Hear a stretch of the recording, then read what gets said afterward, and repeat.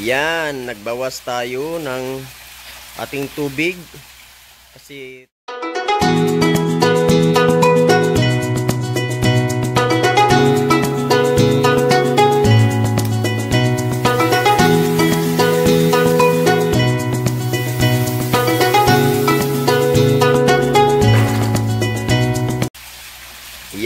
nagbawas tayo ng ating tubig kasi 2 months na tayo na hindi nakapag-change water sa ating palaisdaan. Actually guys, yung bioflux system from day 1 to harvest po hindi dapat mag-change.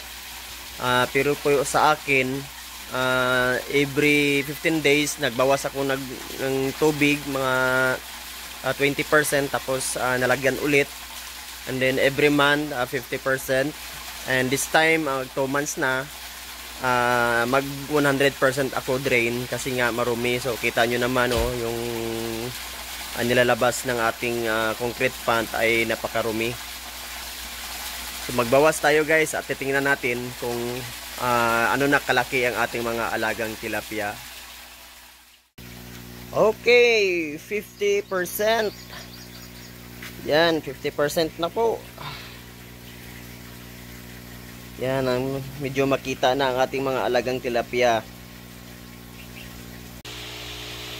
Ayan guys, nakikita na natin ang ating mga alagang tilapia. Yan na sila. Yan. Nasa 25% na lang po ang natira sa ating tubig. Yan.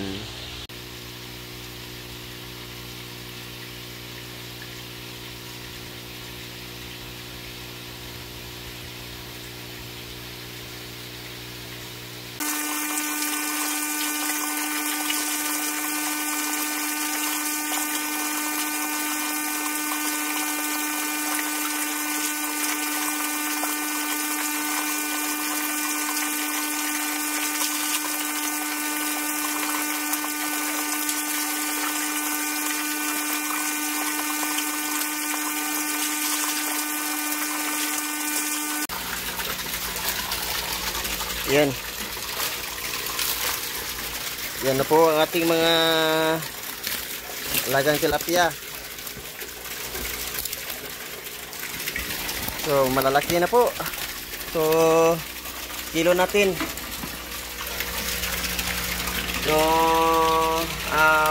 0.8 2.8 kilo sa 5 piraso. So medyo kulang pa. Kung napansin nyo guys, mayroong malalaki na at mayroon ding naiiwan.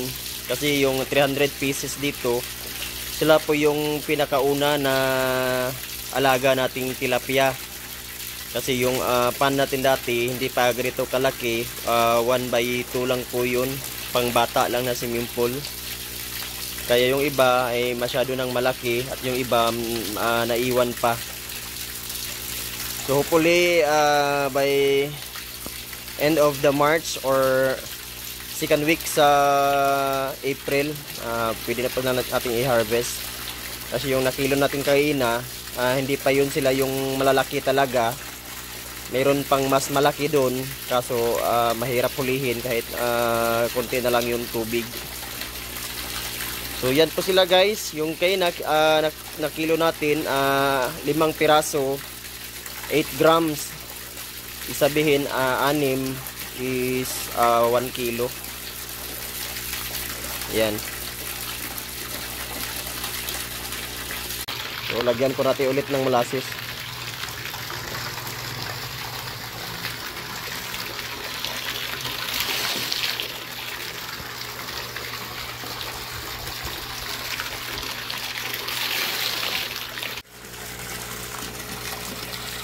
So yan po, ganyan po kalakas ang ating patubig. 1.3 horsepower po ang ating water pump.